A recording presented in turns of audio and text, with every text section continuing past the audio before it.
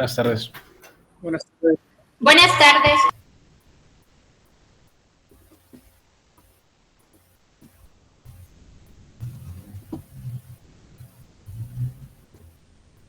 Bueno, continuando en donde nos quedamos ayer, ayer estuvimos hablando de los perfiles, de su nomenclatura, de todos los datos de los que podemos disponer de los perfiles que se fabrican en México y en gran parte del mundo, a través de las tablas de propiedades justamente que podemos tener en el manual de construcción en acero del Instituto Mexicano de Construcción en Acero, que estuvimos viendo ayer y bueno, y que les comentaba. Vamos a seguir con esto hablando de las estructuras, de cuál es la forma o los modelos de estructuras de acero que utilizamos. Y bueno, en una clase atrás, una o dos clases atrás, hablábamos de que los tipos de estructuras de acero, bueno, hay dos tipos de estructuras de acero, las estructuras de tipo cascarón y las estructuras reticulares. Cuando hablamos de cascarón, decíamos que en general, bueno, son los tanques de almacenamiento que se pueden hacer con placas de acero curvadas y soldadas entre sí, aunque en realidad, bueno, pues podríamos hacer cualquier tipo de estructura que se nos ocurriera, ¿no? En realidad, acuérdense que la ingeniería, bueno, no tiene límites, es lo que nos imaginemos, lo podemos hacer. Obviamente hay que aplicar las técnicas conocidas o desarrollar técnicas nuevas para poderlo lograr, pero lo podemos hacer. Entonces, si a alguien se le ocurriera, dejando a un lado lo práctico o no, o lo conveniente o no, pero si a alguien se le ocurriera hacer un domo de acero con placa de acero, lo puede hacer. O si a alguien se le ocurriera hacer el techo de una casa habitación empleando una estructura curva, ¿no? Con placas de acero, pues también lo podría hacer. Que fuera conveniente o no, esa ya es otra cosa, ¿no? ¿Qué pasaría si le pusiéramos el techo a una casa como una cúpula de acero? Bueno, pues parecería aquello un comal gigantesco, ¿no? Nos daría mucho calor. Entonces, hay cosas que, bueno, se pueden hacer. Podríamos hacerlas por desafiar, ¿no?, lo que está establecido, pero pues no son prácticas. Entonces, bueno, esas son estructuras tipo cascarón. Y hablábamos de las estructuras reticulares. Y esas estructuras reticulares, decíamos, pues simplemente son elementos rectos, unidos entre sí. Que en el caso, por ejemplo, de un edificio, pues son vigas y columnas. O en el caso de una armadura, pues son las barras, ¿no?, a los elementos rectos que les llamamos barras y que están unidos también entre sí, formando triángulos y que forman una armadura, ya sea para soportar una techumbre de una bodega, de una nave industrial, o la armadura para hacer un soporte, bueno, librar un claro grande, como en un puente, por ejemplo. En fin, hablamos ahí de una estructura reticular con elementos rectos que generalmente le llamamos barras. Estos elementos que les llamamos barras pueden transmitir 4 tipos fundamentales de cargas o pueden estar sujetos a 4 tipos fundamentales de esfuerzos: la tensión, la compresión, la transmisión de cargas transversales, que eso lo convierte en flexión, y la torsión. Junto con la flexión, pues puede aparecer otra vez tensión-compresión y también fuerza cortante. Entonces, cuando nosotros modelamos una estructura, cuando creamos el modelo para resolver una estructura, pues lo simplificamos, ¿no? Tratamos de simplificarlo lo más posible para no complicarnos tanto la vida en el análisis. Ahora, bueno, ya tenemos las herramientas de análisis con los programas más recientes, que cada vez son más poderosos, las computadoras de las que disponemos ahora, que también cada vez son más poderosas respecto al número de operaciones que pueden hacer, el número de operaciones matemáticas. Y bueno, ya no nos preocupamos tanto por el asunto del proceso, ¿no?, del procesamiento de datos, sobre todo del procesamiento de operaciones matemáticas. Ustedes ya lo vieron en sus clases de estructuras pasadas, pues resolver un marco, un par de marcos con 2 crujías y 2 niveles o 3 niveles, y tratar de hacerlo a mano, pues ya saben lo que implica, ¿no? La creación de las matrices y la operación de con las matrices, etcétera. Hacerlo manualmente pues, es bastante, no difícil, pero sí laborioso, ¿no? Tedioso. Eso pues, lo podemos hacer con un programa y lo puede hacer en fracciones de segundo, pero cuando ya al programa le metemos también una estructura demasiado compleja, bueno, pues también lo metemos en problemas y si la computadora donde lo estamos corriendo no tiene la capacidad, ¿no?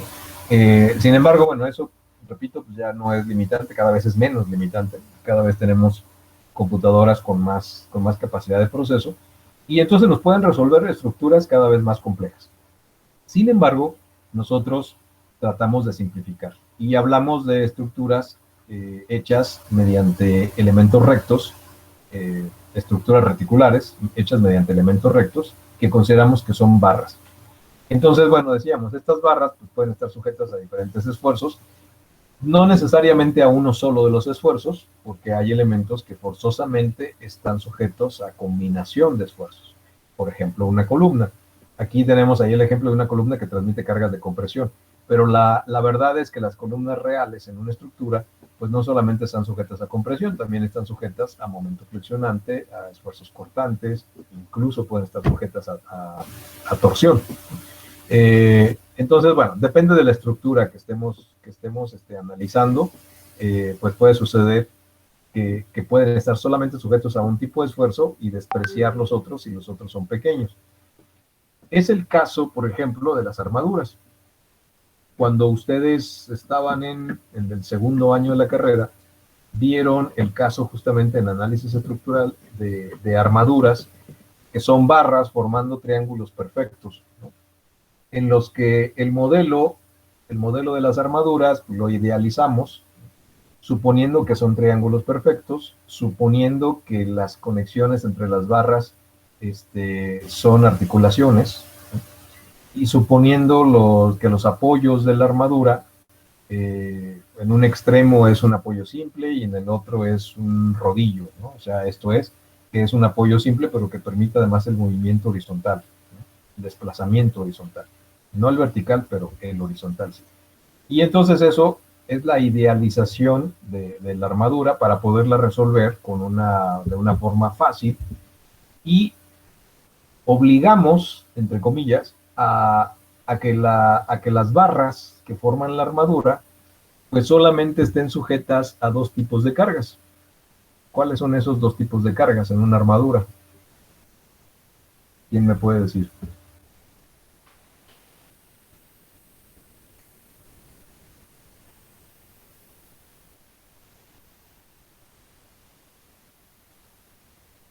¿Cómo dice? Mejor te la pregunta. Ok, si tú tienes una armadura imagina que es la armadura para soportar el techo de una bodega o de una nave industrial, ustedes ya resolvieron esas armaduras en sus clases de segundo año de análisis, y utilizaban los métodos de nudos y el método de secciones, ¿no? Cuando lo hacían a mano, y el modelo de esa armadura, pues nosotros lo idealizamos, tanto en su forma como en sus apoyos, de manera de que las barras de la armadura solamente queden sujetas a dos tipos de cargas o dos tipos de esfuerzos. ¿Quién recuerda cuáles son esos dos tipos de esfuerzos? Tensión y compresión. Así es. Consideramos ese modelo de estructura de armadura, pues lo modelamos de manera de que solo las barras queden sujetas a tensión o a compresión. Y si recuerdan, bueno, pues ahí no hay flexión, ahí no hay cortante, ¿no? Y ahí no hay torsión. No es cierto. En la vida real, una armadura de esas, las barras de la armadura, sí quedan sujetas principalmente a compresión y a tensión, pero sí algunas pueden quedar sujetas a un poco de flexión y a un poco de cortante, incluso a un poco de torsión. La armadura completa como tal, en realidad también se puede estar flexionando, ¿no? ¿Y por qué? Bueno, pues porque el modelo que usamos acá en el análisis es un modelo simplificado y a veces no se parece o no logramos que tenga las condiciones que tiene en la vida real. Un ejemplo de ello son los apoyos. cuando ustedes dibujan esta armadura para analizarla por el método de nudos, el método de secciones, les decía, los apoyos, uno lo ponemos como un apoyo simple y el otro, o articulado, y el otro apoyo lo ponemos como un rodillo.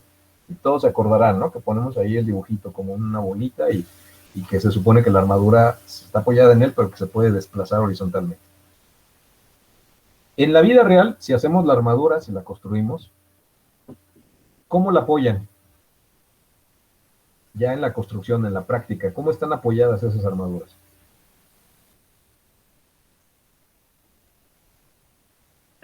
Están empotradas a unas columnas. Sí, a lo mejor no exactamente empotradas, pero están apoyadas sobre las columnas, pero nada más llegamos y apoyamos la armadura así encima y ya, nada más la ponemos encima de la columna y ya. ¿O qué es lo que regularmente se hace? La soldan. Sí, va soldada. Si es una columna de concreto, la columna tiene una placa de acero y encima de la placa apoyamos la armadura. Pero no nada más la apoyamos, sino le ponemos soldadura, ¿no? Y la placa está conectada a la columna de concreto mediante unas anclas. O incluso está soldada, la placa está soldada a las varillas de la columna.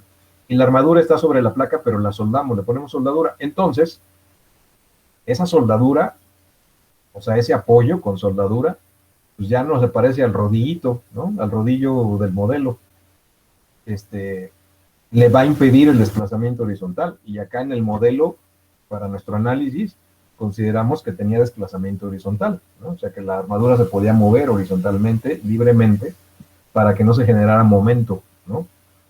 Y la realidad es que en la práctica, pues no hacemos eso, la sujetan, ¿no? De un lado, también del otro la sujetan, y entonces ya los apoyos ya no se parecieron. ¿Qué pasa con esa armadura apoyada, sujeta de los dos extremos, en los dos apoyos? Bueno, pues que cuando le aplicamos las cargas, pues se va a flexionar, ¿sí? Sin embargo, bueno, por la configuración triangular de las barras y todo, pues los esfuerzos se van a producir, esfuerzos principales de tensión y compresión, y los otros esfuerzos que se van a producir de flexión, de cortante, van a ser pequeños. Entonces, si diseñamos bien las barras principales de tensión y compresión, pues van a ser capaces de soportar esos otros esfuerzos pequeños para los cuales ni siquiera la estamos revisando. No sé si queda claro, si me explico.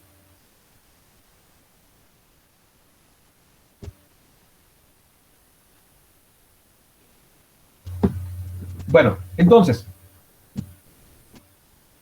hay una diferencia importante que debemos de tratar de que no sea tan importante, claro, pero hay diferencia entre el modelo de las estructuras que nosotros hacemos acá, con puras barritas y rayitas, ¿no? Rayitas que representan una columna y la rayita horizontal representa una trave y las conectamos y hacemos nuestro modelo, hacemos nuestra estructura reticular, la metemos al programa de análisis, le ponemos las cargas y el programa lo analiza. No necesariamente eso es exactamente igual a lo que se construye, ¿no? A la hora de construirlo, pues ahí empiezan a entrar variables, ¿no? Diferencias.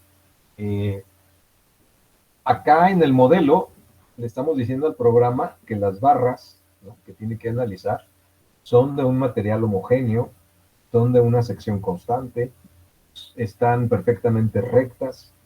Le decimos que las cargas son uniformemente distribuidas. Y en decir uniformemente distribuidas, pues es que la carga siempre vale lo mismo a todo lo largo del elemento, ¿no?, por ejemplo. O que una carga puntual, pues es eso, una carga puntual que está aplicada en un solo punto, ¿no? Y todo eso en la práctica, en la realidad, pues no necesariamente es cierto. Los elementos no están perfectamente rectos.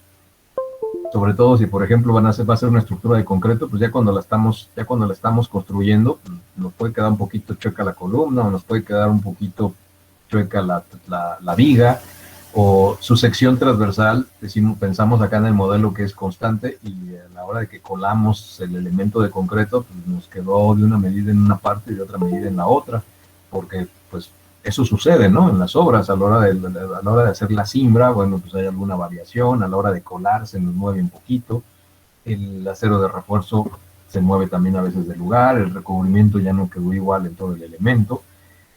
Puede que tenga pequeñas variaciones que son admisibles, pero eso provoca que no sea cierto lo de que la sección sea constante, que el material sea homogéneo. El concreto que usamos para colar una columna, pues a lo mejor la colamos en 3 partes y por lo tanto hicimos 3 concretos diferentes y entonces ya la columna quedó en toda su longitud, pues quedó con 3 concretos distintos, entonces ya el material ya no es homogéneo, ¿no? En fin, todas esas aseveraciones, pues de la realidad al modelo con el que analizamos, pues tienen cambios. Entonces, ¿cómo protegemos o cómo nos protegemos a la hora de hacer el análisis y a la hora de hacer el diseño? ¿Cómo nos protegemos de esas variables, de esas variantes? ¿Qué es lo que hacemos en nuestros cálculos y en nuestros diseños? Aplicamos factores. Así es. Eso lo hacemos en todos los procesos de cálculo y de diseño de ingeniería, de lo que sea, de hidráulica, de estructuras, de topografía, de todo, le metemos factores. Factores de reducción o factores de ampliación, ¿no?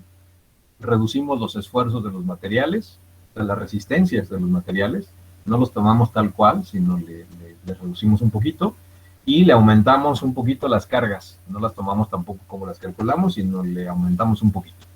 Y ahí es donde entran esos factores de carga y esos factores de reducción. Recordarán ustedes de sus clases de concreto,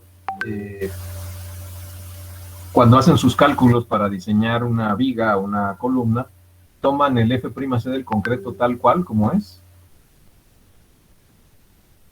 No, calculábamos un F B'C y una que era F asterisco C. Exacto. ¿Y qué es eso? Pues es una reducción, ¿no? Lo multiplicamos por 0.9 y por 0.85, entonces ya le estamos quitando el 10% y el 15% más, ¿no? Y en vez de tomar con la resistencia del concreto de 250, hacemos los cálculos con una resistencia de 170, por ejemplo, ¿no? ¿Por qué hacemos eso? Bueno, pues porque sabemos que con eso estamos cubriendo esas variables que puede haber en la práctica, ¿no? En la realidad. Bueno, pues acá en el acero hacemos algo parecido. Primero, los modelos, ¿no? Suponemos que las barras están sujetas a solamente esfuerzos de tensión, de compresión, solo de flexión, o bueno, vemos cuando están sujetas a esfuerzos combinados también.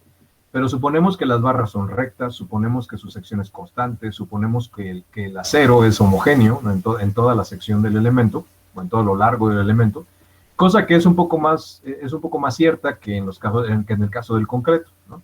Porque acá el acero, bueno, son piezas que se fabrican de una sola pieza o de una sola barra de acero, y entonces eso se cumple un poco más, aunque no al 100%, porque la fabricación del acero, bueno, pues también tiene un proceso que también puede fallar, ¿no? En algún punto.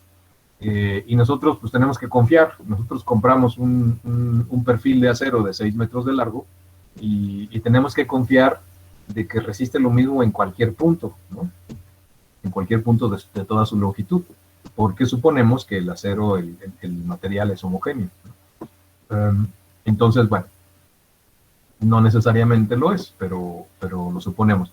Sin embargo, a la hora de calcular y a la hora de diseñar, pues metemos esos factores, ¿no? Que nos protegen de esas variables. Entonces, bueno, esas son las suposiciones que hacemos cuando hablamos de barras, ¿no? De elementos que están, o estructuras que están hechas con elementos que consideramos que son barras. Como el caso de las armaduras o como el caso de las estructuras reticulares en los edificios, columnas y vigas, ¿no? Columnas y trabas. Bueno, esas barras, esos elementos, los tenemos que conectar unos con otros para que la estructura funcione. Y entonces, en el caso del acero, pues tenemos que diseñar estas conexiones entre uno y otro. Hay 3 tipos de conexiones que usamos en las estructuras de acero: atornilladas, compasadores y soldadas. Hace 100 años, las estructuras de acero que se hacían no había tornillos, no estaban desarrollado el acero como para fabricar tornillos, y no había tampoco acero que fuera totalmente soldable. Ya empezaban los procesos de soldadura, pero los aceros no eran totalmente soldables porque el tipo de acero que se usaba hace 100 años no es el mismo acero que tenemos ahora. Era un acero más, le llamaban acero dulce, bajo contenido de carbón, no se podía soldar tan fácilmente. Entonces, Las estructuras de hace 100 años, las estructuras de acero, se hacían con otro proceso de conexión en donde se usaban los remaches. ¿Qué eran los remaches? Bueno, eran barritas de acero redondas, pernos, ¿no?, de acero redondo, con una cabeza de un lado y la otra parte sin cabeza. Como si fuera un tornillo, pero sin rosca, ¿no? Del mismo tipo de acero que el acero de la estructura. Y entonces esos pernos, esos remaches, bueno, pues se metían en los agujeros, en las perforaciones de los elementos que iban a unir, y entonces del otro lado, con una herramienta especial, se golpeaba el remache hasta formar una cabeza, ¿no?, del remache del otro lado, darle la forma de una cabeza del otro lado. Y entonces ya el remache quedaba de los dos lados con una cabeza circular, la que ya tenía y la que se le hacía con esa herramienta a través de los golpes. El remache, para poderle formar esa cabeza y golpearlo más fácilmente, aplastarlo más fácilmente del otro lado, el remache se calentaba. Esos pernos se ponían al fuego hasta que estuvieran al rojo vivo. Eso los hacía maleables, ¿no? Entonces, pues más fácilmente con la herramienta especial se golpeaban y se aplastaban, y entonces quedaban con cabeza de los dos lados. Y había una acción adicional que funcionaba para la estructura, era que al enfriarse el remache, pues había contracción en el material, y entonces al irse enfriando iba apretando las partes que estaba uniendo. Y entonces de esa manera los remaches quedaban apretados, ¿no?, y apretaban las partes que unían. Bueno, todas esas estructuras remachadas de hace más de un siglo, pues hay muchas que incluso todavía están funcionando. Hay puentes, hay estructuras de puentes, hay estructuras de edificios. Creo que comentamos alguna vez, una de las estructuras de acero más famosas del mundo, pues, es la Torre Eiffel, por ejemplo. Y la Torre Eiffel originalmente, cuando se inauguró en la última decena del siglo XIX, 1890 y algo, la Torre Eiffel era toda remachada y con ese acero que se usaba en aquel entonces. La Torre Eiffel que ahorita ustedes pueden visitar ya no es la misma en realidad, ¿no? Con el tiempo, a lo largo del tiempo, pues la han ido reemplazando, ¿no?, las piezas poco a poco, y los remaches pues ya ahora son tornillos, incluso en algunas partes es soldadura. Pero bueno, hay estructuras de acero de aquel entonces que todavía ahí están, ¿no? Ya no se usan los remaches porque pues ahora se tienen los tornillos. Si se quiere que la estructura pueda ser desarmada, pues usamos tornillos. Y generalmente hay conexiones atornilladas que son mixtas. Una parte tiene soldadura y otra parte tiene tornillo. Lo otro que se usa son los pasadores. En nuestros tipos de estructuras es menos frecuente el uso de los pasadores, porque los pasadores son pernos, simplemente que se meten por las perforaciones, tienen cabeza de un lado a veces, y del otro lado no tienen nada más tienen un pequeño orificio para ponerle un pasador, un seguro, ¿no?, para que el perno o el pasador no se salga de su lugar. Pero son pasadores, ¿no?, pernos que quedan un poco sueltos, ¿no?, que no tienen una acción de apriete como la tendría un tornillo. Simplemente conectan las partes que están conectando y nada más, y no permiten que se zafen. Repito, no son de uso muy frecuente en el tipo de estructuras que nosotros hacemos, pero sí en otras estructuras de acero. Por ejemplo, imaginen los juegos mecánicos, ¿no?, que sobre todo los juegos mecánicos que se mueven de un lugar a otro. Esas ferias de juegos mecánicos que se llevan de un pueblo a otro pueblo, gran parte de sus elementos están soldados, pero otras partes se conectan, se unen mediante estos pasadores para poderlos armar y desarmar rápido. Y bueno, es un elemento que se puede usar, ¿no?, para las conexiones. Claro que esas conexiones pues las tenemos que diseñar porque quedan sujetas, tienen movimiento, entonces quedan sujetas a diferentes tipos de esfuerzos. Bueno, en las estructuras que nosotros hacemos de acero, pues utilizamos, decíamos, más los tornillos y la soldadura. Y aquí hay algunos ejemplos. Estos dibujos son algunos ejemplos de conexiones. Por ejemplo, ménsulas. Esto es una ménsula, que es un elemento que está conectado a una columna para soportar una carga. Y esta es una ménsula conectada con tornillos. Esta es una ménsula solamente con soldadura. Esta es una ménsula también solamente con soldadura, pero hecha de otra forma. La conexión entre una trave y una columna, pues se puede hacer, generalmente se hace con elementos secundarios, que son placas o ángulos, que nos sirven de elementos de conexión. Y aquí pueden ver una que tiene un ángulo, el cual, bueno, pues está conectado con tornillos al alma de la trave, ¿no? De la trave. Es una sección tipo I. Aquí vemos lo estamos viendo de lado, entonces este es el patín superior, este es el patín inferior y este es el alma. Y el alma está conectada mediante un ángulo, un pedazo de ángulo, a la columna, a los patines, ¿no? de la columna. Aquí estamos viendo, también es un perfil tipo I, y estamos viéndolo de lado. Este es un patín, y este es el otro patín, y esto es el alma. Entonces, esta es una conexión atornillada. Si observan, es una conexión cuyos patines de la trave no tocan la columna. Este tipo de conexión se le llama conexión de cortante. Solamente le transmite cortante a la columna. Se apoya en la columna y solamente se sujeta a cortante. Cuando los patines llegan hasta la columna y además se conectan con ella, bueno, pues entonces es una conexión que puede resistir momento flexionante, aparte del cortante. Y esta es, por ejemplo, no estamos usando tornillos, aquí se están soldando directamente, y lleva estas placas que se les llama atiesadores para reforzar, ¿no? El alma de la columna. Se pueden hacer de otras maneras, como esta, utilizando ángulos, tornillos, placas. Podemos conectar dos en la trave, por ejemplo. Se nos acaba la trave y tenemos que continuar otro tramo. Bueno, pues la añadimos, ¿no? Con otro pedazo de perfil, y esa añadidura pues es una conexión. Entonces tenemos que diseñarla. Usamos aquí placas auxiliares con tornillos. Estas crucecitas que ven ahí, bueno, están representando tornillos. Otra vez una conexión como la que vimos hace rato, pero en vez de tornillos es soldadura. Y acá una conexión trave-columna, pero ya en el extremo, ¿no? Cuando ya se acaba el último nivel, bueno, así hacemos la conexión, también con placas adicionales de refuerzo. Y esto que ven acá es una placa de base, que finalmente también es una conexión. La estamos viendo desde arriba, ¿no? La estamos viendo en planta. Esto es la columna de acero, que está hecha con un perfil tipo I, está soldada a la placa es la sección cuadrada, esta es la placa de acero, y esta placa de acero está conectada a la cimentación mediante unas anclas, que son estos 4 redondos que vemos ahí, ¿no? Finalmente, esta placa de base, que es la que conecta a la cimentación de concreto con la columna, con el resto de la estructura, pues finalmente todo eso en conjunto es una conexión, y la cual pues, tenemos que diseñar.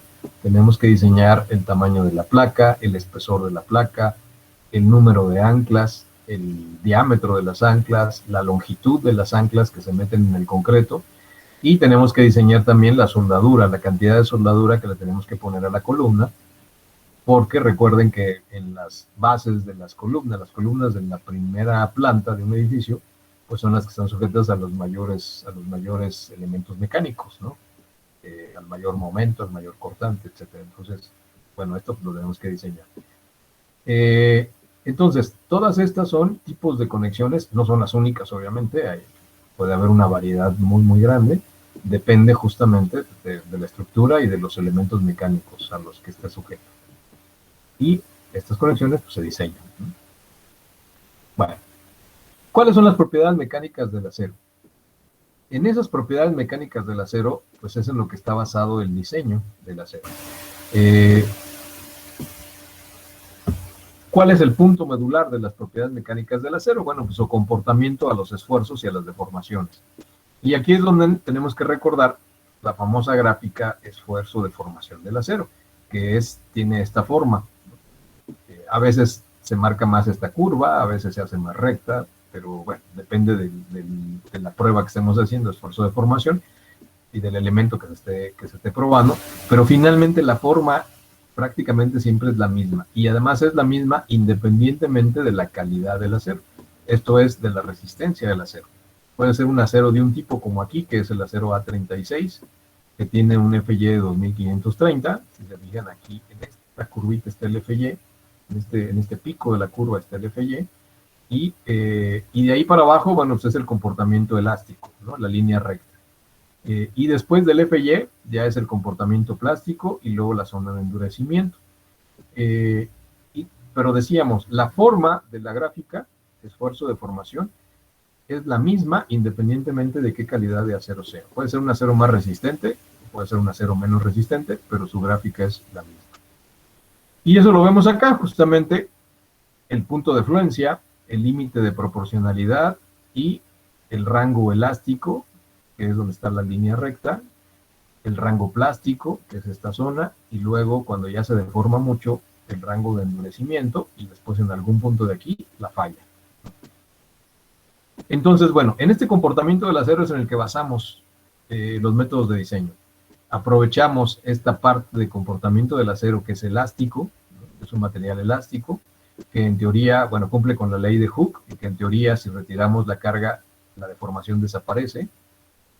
Pero si nos pasamos del límite de fluencia, o sea, del FY, entonces ya, si retiráramos la carga, ya la deformación ya no desaparece, ya se queda deformado.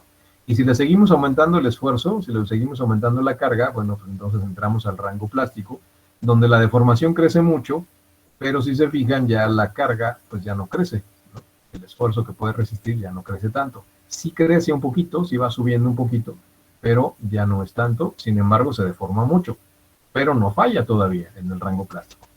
Después del rango plástico viene un endurecimiento en donde el material soporta un poquito más de carga, pero ya está en la zona donde cualquier momento puede fallar, ¿no?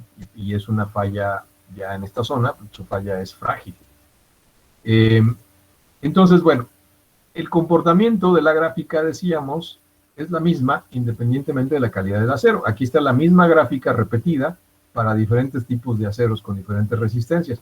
Solo cuando nos vamos ya con los aceros de mucha resistencia, por ejemplo este que ya tiene 7000, un FY de 7000, la gráfica también sigue siendo la línea recta, el FY, pasa por la zona plástica, pero su zona de endurecimiento, si se fijan, ya no llega tan a la derecha.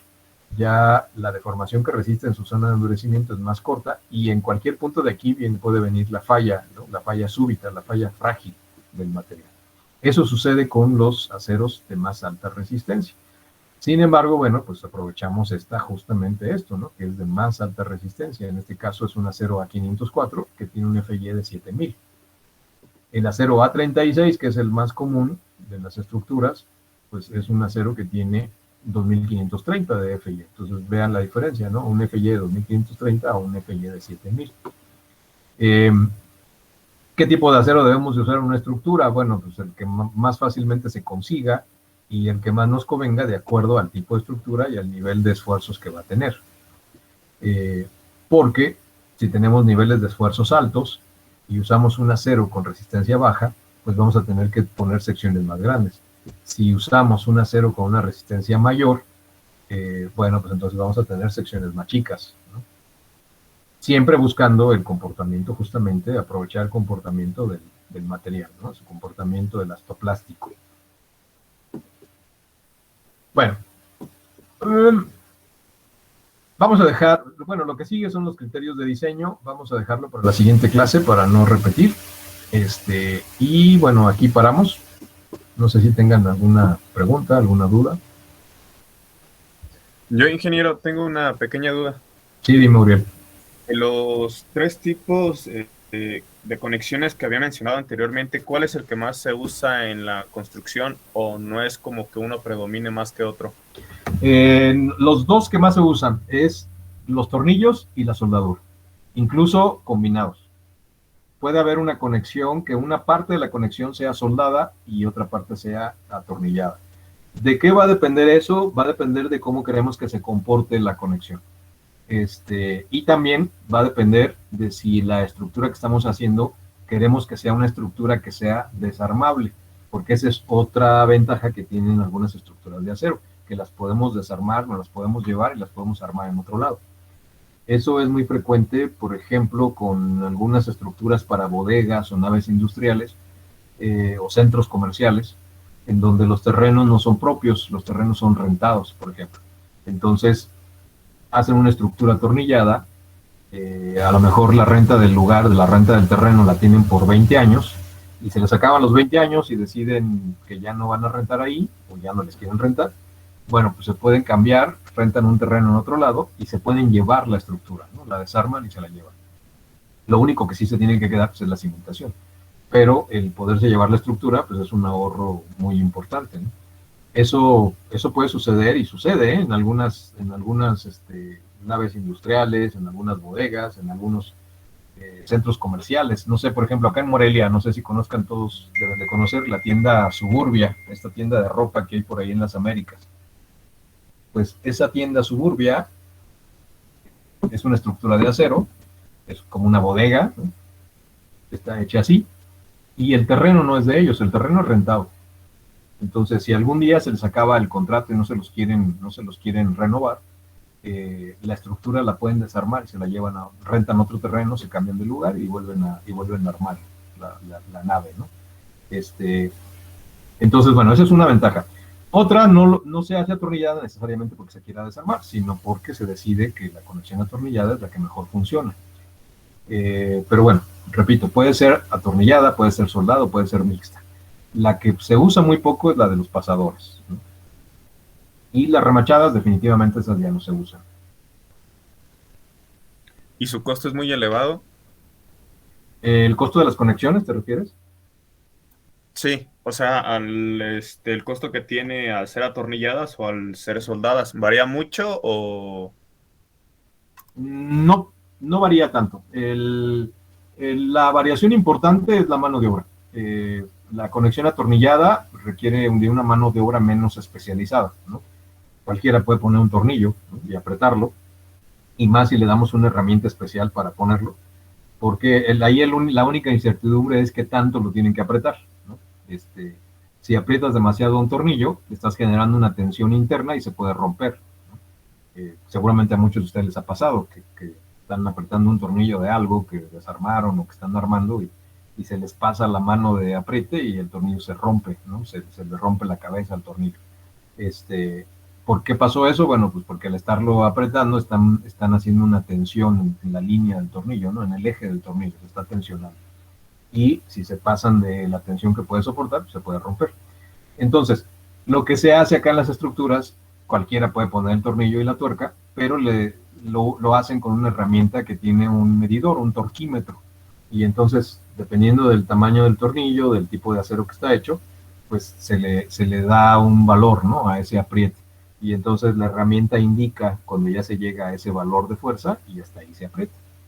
Incluso algunas son automáticas, se le indica cuánto apriete y aunque lo quieran seguir apretando ya no aprieta más, ¿no? Hasta ahí se queda y se libera. Hay herramientas para apretar que son eléctricas, que tienen ese tope, ¿no? de fuerza que nosotros se lo ponemos, nosotros la calibramos. Hay herramientas neumáticas para apretar, como tal cual las pistolas neumáticas que han visto que usan en los talleres para las llantas, para quitar y poner llantas de los coches. Seguramente todos han visto que usan una especie como de taladro, ¿no? Y con eso quitan las tuercas de los rines de los coches y con eso las ponen también. Y llega un momento en que están apretando y se oye un sonido distinto, como que se barra. Y es porque llegó a una fuerza y hasta ahí llega nada más. Ya no sobreaprieta la tuerca, sino está calibrada para que la apriete lo suficiente, pero que no se pase, ¿no? Para que no se rompa. Y el que lo está poniendo, pues no tiene que hacer nada más la usa y en cuanto hace ese ruido diferente y empieza a girar, pero ya no apretar, pues ya hasta ahí llegó. Entonces, ese tipo de herramienta pues la pueden usar, se usa acá en las estructuras cuando se ponen los tornillos. Entonces, no es tan especializado. Y en el caso de la soldadura, ahí sí.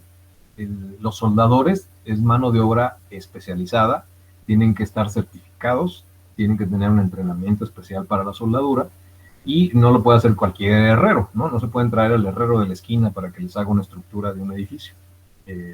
Puede que el herrero sea muy bueno soldando, pero a lo mejor no está certificado, no está calificado para hacer soldaduras ya estructurales. Un herrero pues hace soldaduras para hacer rejas, puertas, barandales y cosas así, ¿no? Pero ya para hacer la soldadura de una estructura importante que va a estar sujeta a esfuerzos importantes, pues ya ahí tiene que tener un entrenamiento especial.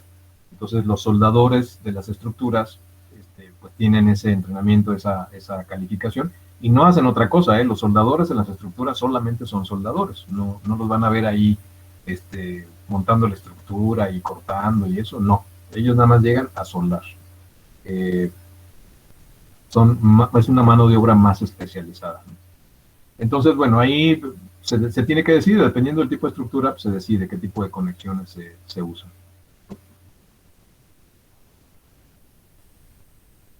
Gracias, ingeniero. Por nada. ¿Alguna otra pregunta? Yo, ingeniero. ¿Sí? Y por decir, ¿esos tornillos también se diseñan o ya los venden así industrializados con ciertos diámetros y tamaños? Los venden ya fabricados. Nosotros lo que decidimos, así como los perfiles, que también ya los compramos hechos, nosotros lo que decidimos de los tornillos es de qué tamaño, de qué largo, o sea, qué diámetro, dependiendo del área que necesitemos que tenga el tornillo para resistir la tensión y el cortante. Decidimos el diámetro, decidimos la calidad del acero, se hacen en diferentes calidades de acero, y decidimos el largo del tornillo, dependiendo de cuántos elementos va a conectar el tornillo, de eso depende su largo, ¿no? Pero usamos los que ya hay en el mercado. Los tornillos se hacen con los mismos aceros que ven aquí en la pantalla, ¿no? Hay tornillos de acero A572, tornillos de acero A504, tornillos de acero A36, casi no hay de A36, casi todos son de más de A36, o sea, de más resistencia. Generalmente, igual que la soldadura, los tornillos que se usan en las conexiones son de un acero de mayor resistencia que el acero que están conectando. ¿Para qué? Bueno, pues para usar menos tornillos, ¿no? Y la soldadura es igual. La soldadura, el metal de la soldadura es un metal, un acero de mayor resistencia que el acero que está conectando, para no necesitar tanta soldadura. Ok, gracias.